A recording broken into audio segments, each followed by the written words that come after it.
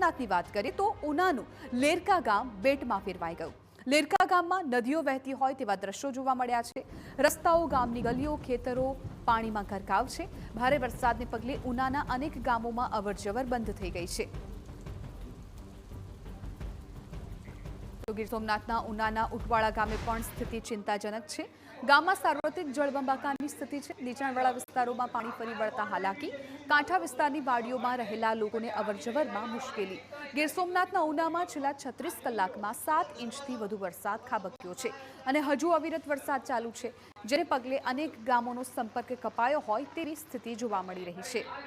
તો ગીર સોમનાથના દ્રશ્યો જુઓ। આવા દ્રશ્યો તમે ચોમાસામાં પણ જોયા હતા કે જ્યારે મેઘરાજા મન મૂકીને વરસતા હતા, પરંતુ ચોમાસાએ વિદાય લઈ લીધી છે ઘણા સમયથી। ત્યારબાદ શિયાળો આવ્યો, તેમ છતાં આ પ્રકારની સ્થિતિ ગીર સોમનાથના લોકોને અત્યારે સતાવી રહી છે, કેમ કે આ કમોસમી વરસાદ છે એ કહેર બનીને આવ્યો છે।